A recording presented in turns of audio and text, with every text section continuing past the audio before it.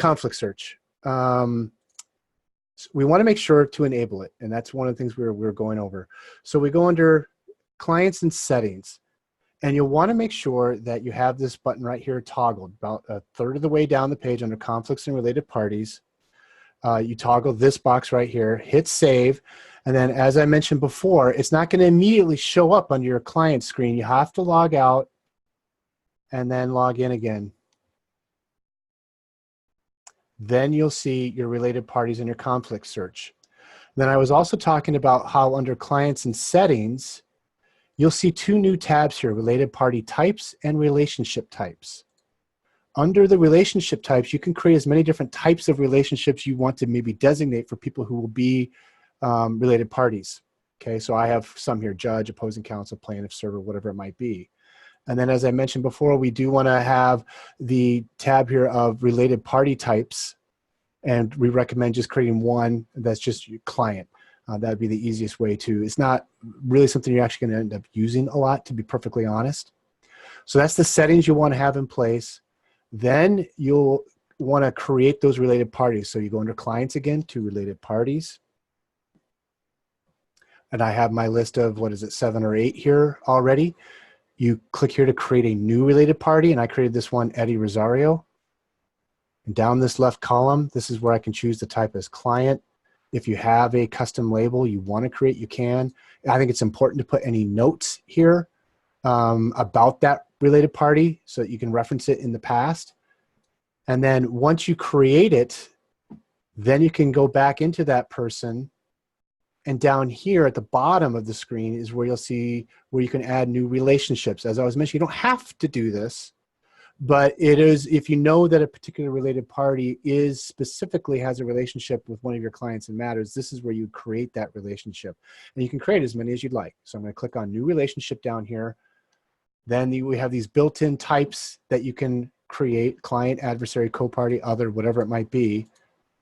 Here's that subtype of relationships that we created already.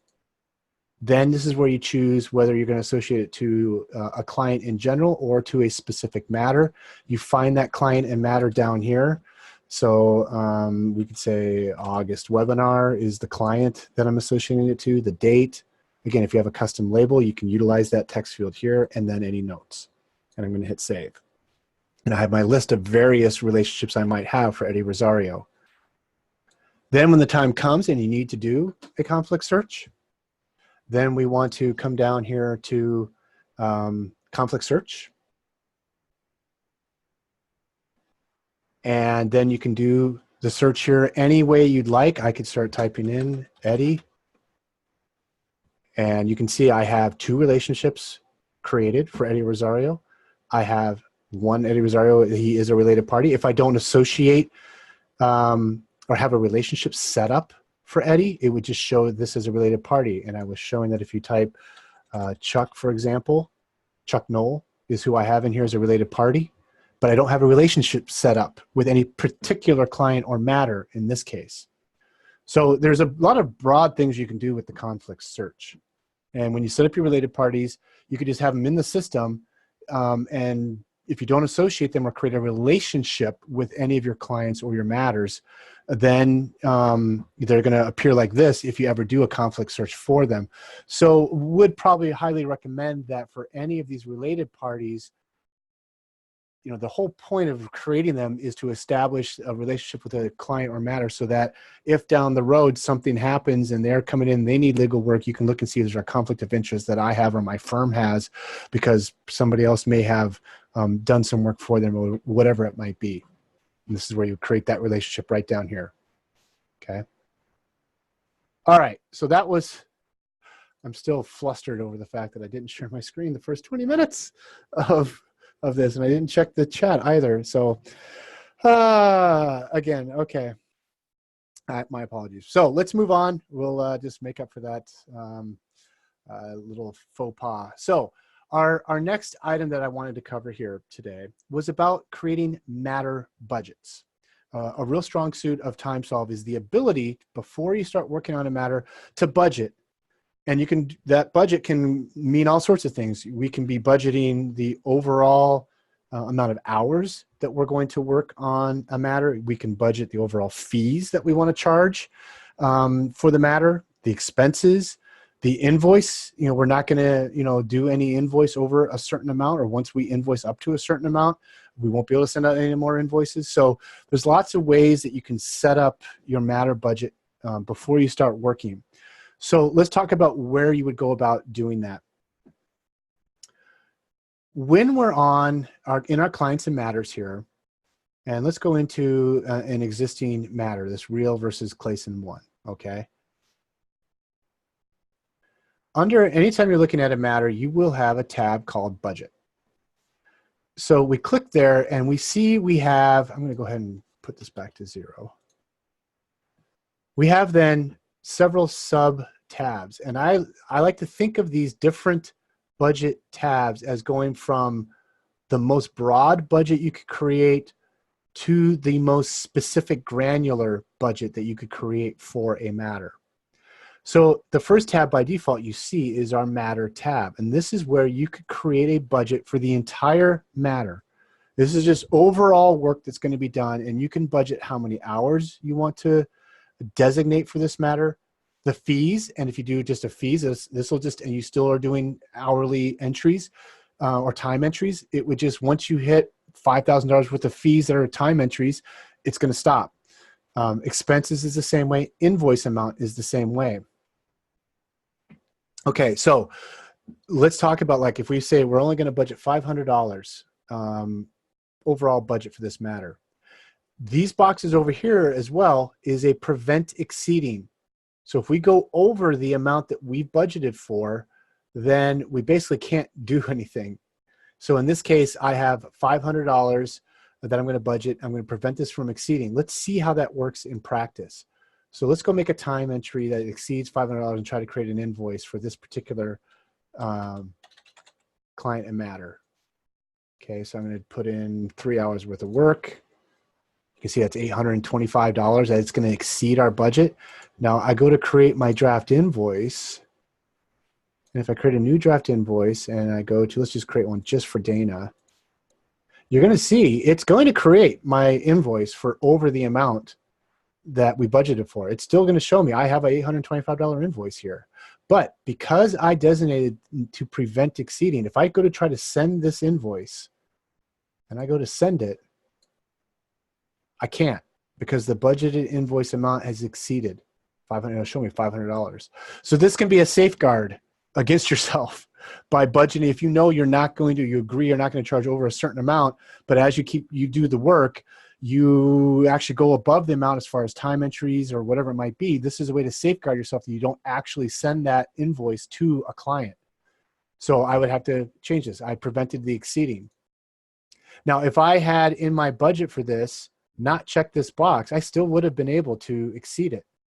Okay, so it would tell you, it would have given me a warning, a yellow warning, but it still would have sent it. Now, in practicality, it also works here under the hours. And let's go back. I'm going to delete that time entry there. Oh, first I need to void out that draft. So I'm going to void the draft. I'm going to go into the time entry, and I'm going to delete the time entry. And now I'm going to go back to that matter.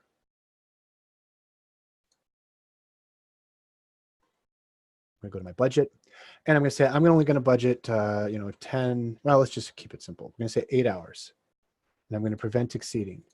I'm going to take this out completely. Okay, so same thing now here. We've budgeted 8 hours on this matter. What happens if we try to enter more than 8 hours? If I try to enter 10 hours, let's say. Same thing. Matter hours budget exceeded. Can't do it. I cannot make that time entry. And if I uncheck that prevent exceeding box, so go back to our budget, uncheck it. Now what does it look like? And by the way, I'll show you this progress bar. We've budgeted 8 hours. Let's go back and put in like 3 hours worth, and you'll see. Let me do 3 hours. If I go back now to that budget, you'll notice it shows me the progress bar here, and it shows me my actuals and my remaining. So this is a good way to sort of stay, you know, where are we at with this? But if we do exceed this, and I did not check that box about prevent exceeding, and so I am going to go, I'm going to do another 7 hours. It's going to allow me to make that time entry, but I am going to get this yellow light, if you will, that I saved the time entry. However, I have exceeded my matter hour budget. So this is, you know, you can get kind of just have these warning lights, and now you could adjust from here and decide what you're going to do. Or you could make it really a hard stop where you cannot make that time entry if you exceed the budget, or send the invoice or whatever it might be if you check that prevent exceeding box. So this is where you as a firm can determine, you know, and this will even show me I am 2 hours above my budget. I budgeted, I'm actually 10 hours above. This prevent exceeding can be the real hard stop to make sure you never really, nothing can be done if you exceed the budgets that you enter. Okay, so you'll see this in most of the places where you can create these budgets, but let's talk about the different types of budgets you can create. I just talked about how you can create this overall matter budget. And then we can go here to professional, okay? And you can decide, I want to create a budget by the professionals I'm having working on this matter. So let's first of all make sure we have, you know, timekeepers in place that are assigned to this matter. So we'll go under here to this assignments tab. And yes, Anthony, I will slow down a little bit. I'm sorry if I'm going a little too fast there. Anthony, one of our attendees, wanted me to slow down just a little bit. I'm going to go under assignments here, and I'm going to assign this matter to these 3 timekeepers of mine, Tony Hill, Mike Hagman, Doug Cosby. Now I can come back here and create a budget that is very specific to my professionals. And I would come to this professional tab. I go to enter budget, and I can choose, you know, myself, Scott Laidlaw is my admin here for my account, or these other 3. And same thing, I can put in hours, fees, the expenses, and then again, the prevent exceeding. And then I could do that if I put in that, you know, I'm going to Mike Hagman's only going to get 2 hours. You can see the fees automatically calculate based on his hourly rate. I can save that. I can then enter another one for Doug Cosby. I'm going to give him 5 hours, and so on. And then you can see these totals. And by the way, you can always export these budgets. No matter which type of budget you're creating, you can always export them to Excel right here, as you can see. So I'm going to go ahead and delete these. So again, you can budget by the professional then. For those that create, I know this is, I think, very handy for those that have to create leads files or electronic bills. I know a lot of the organizations that take leads files sometimes will require you to submit a budget ahead of time. And this is where the task codes, the ABA task codes, come into play. You can create a budget by task codes for your matter. So I'm in the task codes tab here. I hit enter budget. And you can see here's all of the ABA task codes that are built in for TimeSolv Legal. Or if you have created your own custom task codes, those would be available as well. Like I have a new rate for certain, you know, there's different ones that I have created. But any task code you have set up will be available here. And then again, once you select that task code, you can budget. How many hours am I going to work on this task, and what are the fees going to be? Same things with expenses. It'll be the same exact thing. All the ABA expense codes will be available here so that you can set up a budget by the codes. You could then export it and submit that for approval before the work that needs to be done for, say, leads files. Then you can get even more granular if you've set up a matter plan, and you can budget by the plan tasks that you create. In this case, I don't have a matter plan set up. So I would go over here to my matter plan area, and I would say I want to have a new plan task. And the task is, let's just keep it simple, task 1. I haven't created any phases, but you could create a phase and associate it under a phase. You could have start and stop dates, dependencies. Again, you could associate task codes if you'd like to these tasks that you're creating. I'm going to hit save. Let's just create one more.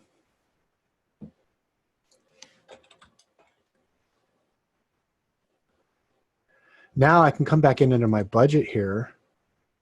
I can go to my plan tasks. I can enter a budget. And when I hit enter budget over here, I have my choice of all the plan tasks I've created. And I can enter my budget. You can also do this right at the matter plan level, by the way. I can come in here once I've created this matter plan. Oh, here we go.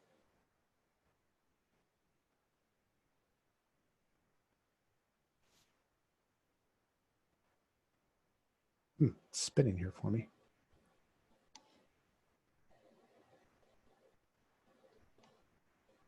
Stop this. I seem to have got caught up here in a loop of some sort.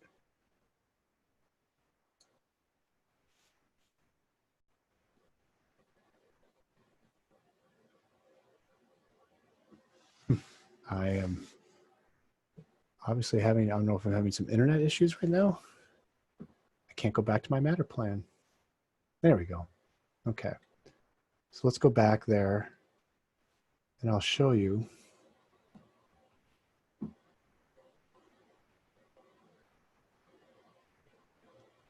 When I have these tasks created and I want to enter a budget for them, I don't have to necessarily go back to this budget tab and do what I was just showing you. From this screen here, if you actually click on the task itself, you can go under and do the budgets here if you'd like. Okay, so you don't have to do it under the budget tab. Okay, one thing I'm going to do here now, I'm going to require a professional assignment because the last and the most granular way that you can budget your matters is not just by the task that you create, but by the professional assigned to that task. So you want to come under here, and I'm going to first assign this task here. You notice that when I check that box, professional assignment required, this little person icon popped up. If I click on that, it'll show me the people I've already assigned to it, and I can check the box and say, this is Mike Hagman is going to be doing the work on this, and task 2 is going to be Tony Hill, and so on.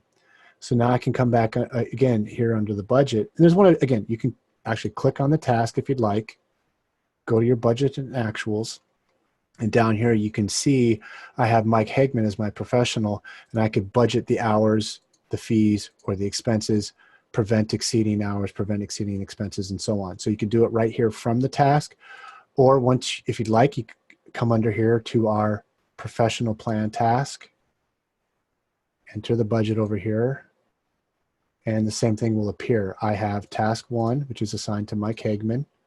I could assign the hours and so on, or I could come in here and say, okay, let's go to Tony Hill. He's assigned to the task 2. So again, you can get really, really granular in how you're going to create your matter budget by very specific tasks that you've created that need to be done, assigning them to a specific person, and assigning that specific person a number of hours or fees or expenses that they have to complete that work. So you can get very, very detailed if you'd like with your matter budget. Or, like I said at the beginning, you can get really, really granular and just overall total, doesn't matter who's doing the work on this matter, here's what I'm budgeting, whatever it might be. Okay?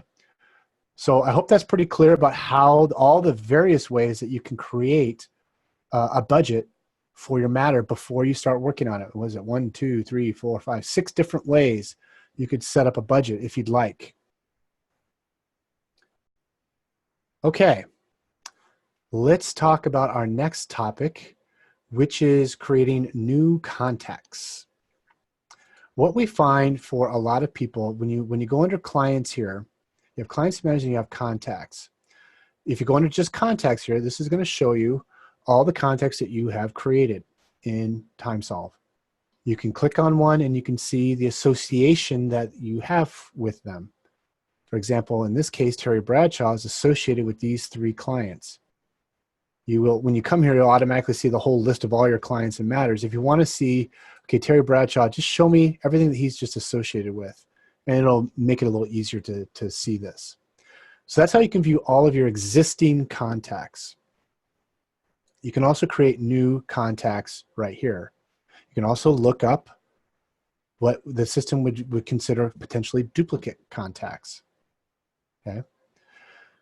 Most people, though, create their contacts at the client level or the matter level, which is understandable. You've created a brand new client. Let's go back to this Dana one. And I go to my contacts tab right next to my general, and I don't have any contacts associated. Now, you're going to want to associate or create a contact for these clients because you probably are going to want a name and an address on the invoice that you're going to create. And when TimeSolv creates their draft invoices, they are going to be pulling from this area. Is there a contact associated with the Dana Real client? And this is where you would want to create that. Okay. First of all, by default, I should show you that it's only going to show you any already associated contacts. And obviously this is a new client, so nobody's already associated. If for some reason you had somebody in your system already as a contact that you wanted to associate with this client, you could say, show me all contacts. It'll come in here again. You could find that person by entering a search even, typing the name, finding them, coming over to associations, and having a new association with them, okay?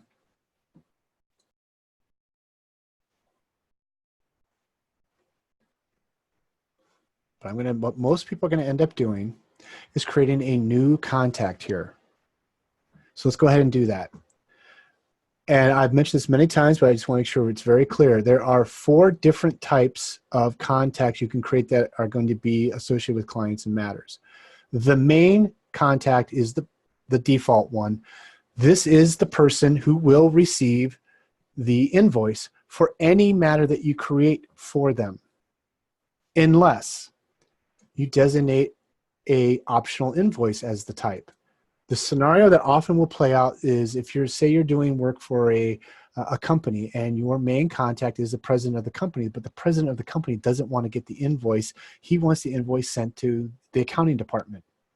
You could still create main contact here. So again, let's talk about Max Kepler is going to be the main contact, and you could put in all the various information you want, email address, all this is the information that would then appear on the invoice, okay?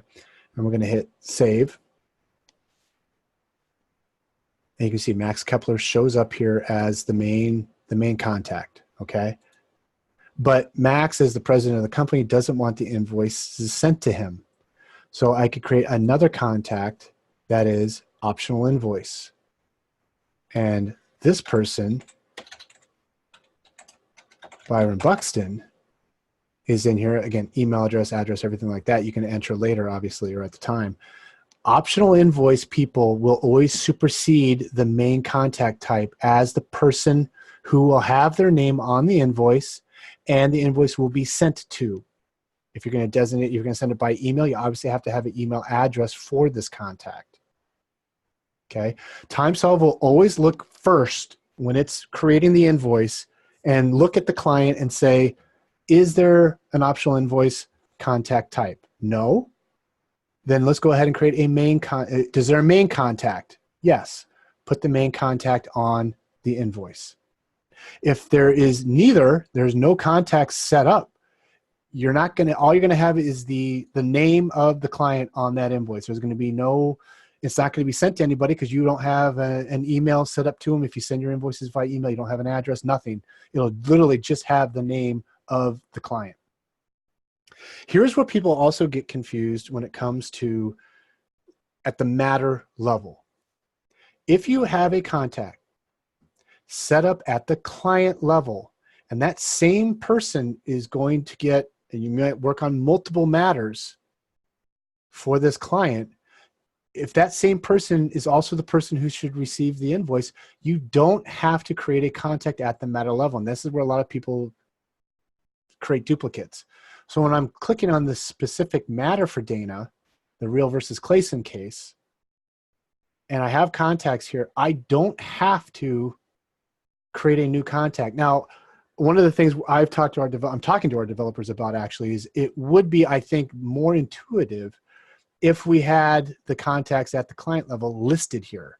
So you at least can visually see, I already have a contact, associated at the client level. In this case, it looks like, oh, well, if I send out an invoice for this specific matter, then gosh, they're not going to get it because there's no contact here. That's not the case. Okay. You can create contacts at the matter level if you'd like. You can create optional invoices and so on. Because again, if you're working for maybe a large company that you have many, many matters and the matters need to be sent to different people, this is the way you could do that, is by associating a different contact with at the matter level. And again, you can create them as either main or optional invoice. TimeSolv will always look first, when it's creating the invoice, it'll first look at the matter level. Is there a contact associated? Yes. What's the contact type? Is it optional invoice? No. Is it main? Yes. Okay, then that name will be put on the invoice. If it looks and says, is there a contact associated at the matter level? No, there's no contact here. It'll ride up to the client level. At the client level, is there a contact there? Yes. Is it optional invoice? No. Is it main? Yes. Then that's the name that will be put on the invoice. So think of it as a hierarchy. TimeSolv it's hierarchical. It'll create your invoices and look first at the matter level and then move up from there. It'll first check optional invoice as the first option. No. Main? No. Okay. Is there anybody up at the client level? Yes. Is it optional invoice? No. Is it main? Yes. Then it'll put the main name on there. So I hope that makes sense in how you can go about managing your contacts. The one thing I do want to show you that can get a little confusing is you may have seen that we do have a contact type that you could create that's related party or other. If you do associate that as a related party within the matter itself, when you do that conflict search, that person will come up and it'll show that it's a related party. Okay. Unfortunately, you don't have the option to create, the relationship because it's already there because you create that related party at the client or matter level.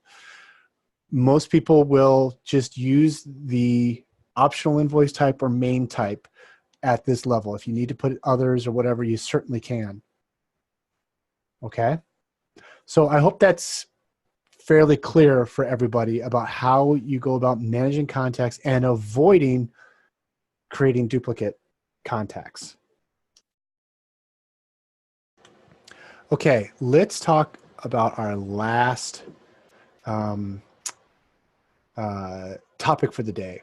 And that is, it's a relatively simple one. And that is the idea of looking at invoices at the matter level. As I mentioned at the top, when you come under invoices to sent, this is where it's very easy to see a whole list of your sent invoices. And I could say, show me everything from January 1st to today. I can do a search here. I can even do a search by fixed fees. I could enter the name of a client here. Best, let's say, search for that. And here's all my Best Buy, matters or invoices I've sent for this date range, whatever it might be.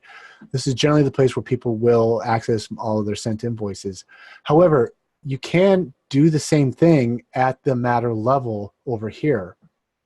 So if I'm looking at, let's look at, I think there was one I was looking at earlier.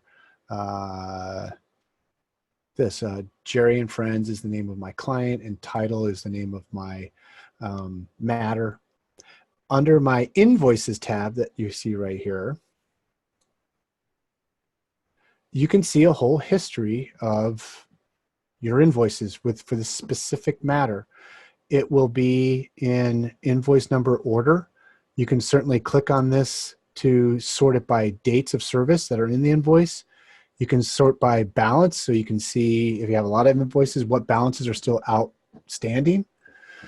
It will show you over here, this is a nice box to show, like I have a WIP of $2,300. So this is work in progress. This is unbilled time that I have sitting here waiting to be billed out. I've invoiced out $3,700 worth.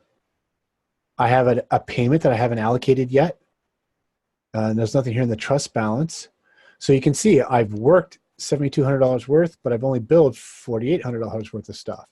So this is a good kind of a snapshot to see, you know, what's going on with the invoices. This is also the place when you maybe first with TimeSolv, you can enter the previous balance amount and the date. Okay. So that's the other things that you can do here as well under this invoice tab. But this is a good general place. You know, obviously, yes, you can go under your sent invoices, search by this name of this matter, and look at all the invoices that way. But I like being over here, being able to see like what's still hanging out there.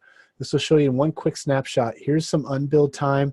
Oh, I have a payment I haven't allocated. Whoops, I need to do that. You can see that here and so on.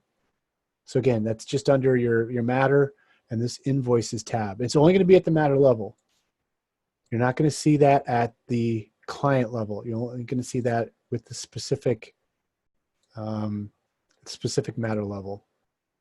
Here's this one. You can see I haven't billed out much here. I've only billed $1,200 worth, and it's been paid. There's no balance on it, but I have $13,000 of unbilled time, it looks like, for this particular matter. I better send them an invoice, right? So I hope that's clear for everybody. Okay, so despite my complete and utter lack of sharing the screen there the first 20 minutes, which I'm just feeling like an idiot, I'd like to take any questions that you might have. You can use either the Q&A section. I see a lot of people when the chat was happening put things in the chat section, or when I was not sharing. So you can certainly put in questions there, or in just the question and answer section on the webinar. So I will let you guys think of any questions you might have here. Courtney, thank you. I'm glad you felt like everything was explained well. It obviously, I'm sure, was much easier when you could see what the heck I was talking about. Just a reminder too, I have recorded this, so I do plan on sending out a recording, a link to the recording, as well as this will be uploaded to the TimeSolv YouTube page, so you'll be able to access it there. And then just also a reminder, and I'll show it here on screen, if you ever have any questions, you can email us at support@timesolv.com, or you can call us at our support number, 1-800-725-1284, and I should put extension 2. You'll want to hit 2 then after you call that number, and that'll take you directly to our support line. You can also engage in a chat session if you prefer that method. If you go to our website, timesolv.com, you can start a chat with one of our sales or support people. So please, if I didn't, you know, Tony, I know that you mentioned wanted me to slow down a little bit. If I didn't answer your questions and you don't have a chance to get to the recording, or if there was something you felt like I just went too quick, please make sure you check in with support, and they'll be able to walk you through in a one-on-one fashion. So if there was something that you didn't quite get because I moved a little too quickly, they'll be able to help you out. So that's all I have for today's Wednesday webinar. I'll never be able to live this down, that I actually forgot to share my screen. Oh, goodness gracious. So anyway, for everyone who had the patience to sit through that mess of the first 20 minutes, I appreciate it. I'm happy you guys stuck around. And if you have any other questions, like I said, please let us know at support. Otherwise, look for a recording of this, and we will talk to you next month. Looks like let me look at the calendar here. It would be May 8th, Wednesday, May 8th is when we'll have our next Wednesday webinar. And I'm hoping, I shouldn't even say this, but I'm going to. I hope I can show you our updated mobile app that should be coming out and should be available by then. I can't guarantee it, but the timeline that I've seen would have that in place. Part of it will depend on how long it takes, like the Apple iTunes Store or the App Store to approve the app when it gets submitted. But Let's shoot for that. Let's say May 8th. Hopefully we can show you the new mobile app. So exciting news. Okay, everybody, thanks for joining me, and we'll see you next month. Talk to you later, everybody.